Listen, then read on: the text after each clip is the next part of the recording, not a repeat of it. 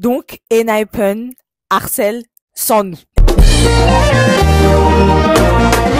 Récemment, il y a eu beaucoup de polémiques concernant Sans nous et Enhypen, où les gens disaient que oui, Sans nous, dans ce groupe, ça se voit, il est pas à l'aise, ils font que l'harceler, ils font que... Et tout ça là, c'est depuis la fin de leur survival show nommé Island. Depuis qu'ils sont sortis de Island, Enhypen, on les accuse d'harceler Sans nous et Enhypen. Et Island, ça s'est terminé en 2020 quand même. 5 ans d'harcèlement, long, hein, très long quand même. Donc moi, faut savoir que Enhypen, je connais depuis, du coup, 2020. Et moi, je me suis dit, bon, du coup, c'est l'effet survival show, parce que quand t'es dans un survival show, normal qu'avant de te créer ta fanbase de groupe, tu te crées ta propre fanbase individuelle. Et je me disais que la fanbase de Sans nous était très protective envers Sans nous. Donc, allez, pourquoi pas. Très protective envers Sans nous, certes, mais très agressive envers Nikki. Et depuis 2020, on lui colle l'étiquette d'harceleur de Sans nous.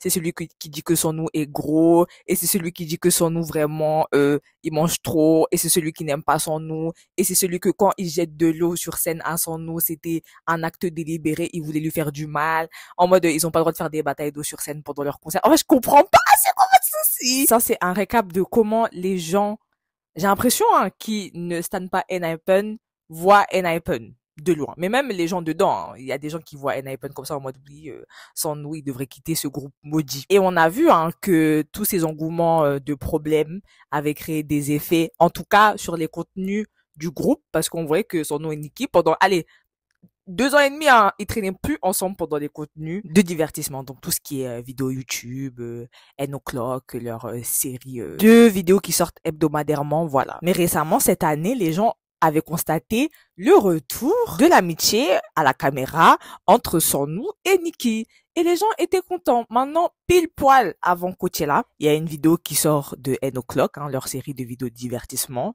qui sort les jeudis, voilà, elle sort. Et je me rappelle très bien avoir regardé cette vidéo. Mais vas-y, je regardais de manière détachée. Je sais pas ce que j'étais en train de faire. Je suis en train de manger, peut-être, regarder un truc, mais c'était un bruit de fond. Mais je voyais quand même, j'ai l'habitude de faire ça. Et je crois que cet épisode, il m'intéressait pas. Mais bref, je regardais quand même. Et ils étaient en train de manger parce qu'ils faisaient leur petit placement de produits pour des tteokbokki, là. Et à un moment donné, comme d'hab, Enhypen, moi j'ai remarqué qu'ils essayent beaucoup d'intégrer Sans nous dans la conversation à chaque fois en le taquinant. Sauf que là, pour le taquiner, ils ont dit ouais, Sans nous, pourquoi tu fais semblant de manger là? Je sais que pourquoi tu fais semblant de manger un peu? Je sais que tu peux tout manger. C'est Sangoon qui a dit ça. Et puis après, Jay, il a dit non, ouais, mais Sans nous, il peut manger toute la table. Toutes les tables, si on suit son mouvement de doigts en mode, il pouvait manger toutes les tables auxquelles ils étaient assis et tout. Bref, cet extrait a fait débat parce que les gens ont dit oui, vous êtes en train de fat shamer Sans nous, tu mérites un meilleur groupe et tout. Je peux comprendre leur point de vue. Mais là, la personne, c'est pas vous. En mode, déjà, fat shaming, c'est encore un anglicisme. J'en peux plus. Il y a que les anglicismes qui créent des problèmes en ce moment. En tout cas, du point de vue des francophones, j'ai vu qu'ils avaient beaucoup utilisé fat shaming. Mais du coup, tout le monde, genre, même les anglophones, ils disaient oui, ton fat shame, c'est le fait de, tu vois, reprocher à quelqu'un qu'il est gros en faisant des commentaires sur le fait qu'il peut tout manger. Je sais pas trop. Et il faut savoir que c'est pas la première fois qu'ils font des réflexions comme ça à Sans nous. À d'autres membres aussi, mais à Sans nous aussi. Et en fait, le fait que Sans nous ne répondent pas, les gens, ils le voient comme une victime. Ils le voient comme, oh, Sans nous, t'es une victime, parce que les gens, ils disent, si Sans nous répondait, ça aurait été réciproque. Mais là, comme il répond pas, il se fait agresser, il se fait traiter de gros, il se fait fat shame.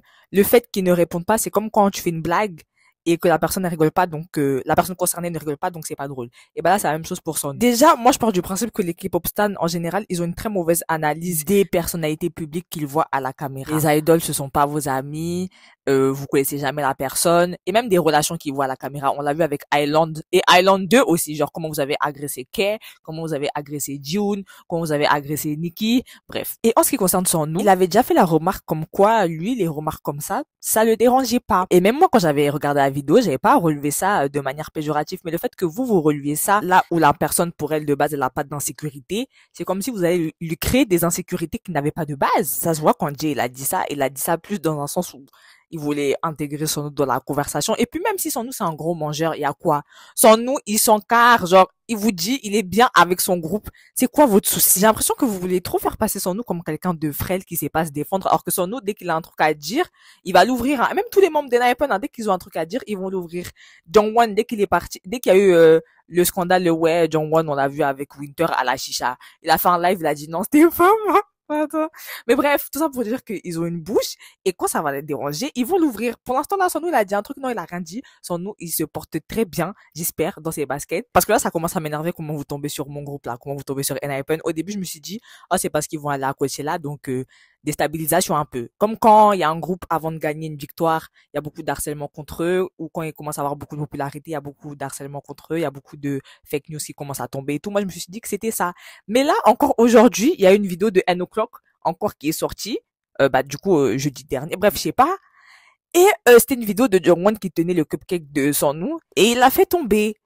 Et les gens, ils commencent à dire, oui, il a fait exprès de faire tomber le cupcake de Son Nous, que personne ne voulait manger. Comme ça allait lui faire du mal, il allait être triste et tout. Eh, allez dormir. En fait, moi, pour moi, les gens comme ça, là, avec cette affaire de polémique et l'affaire de polémique des tteokbokki, moi, je vous vois comme personne qui n'avait pas beaucoup de contact avec la nature.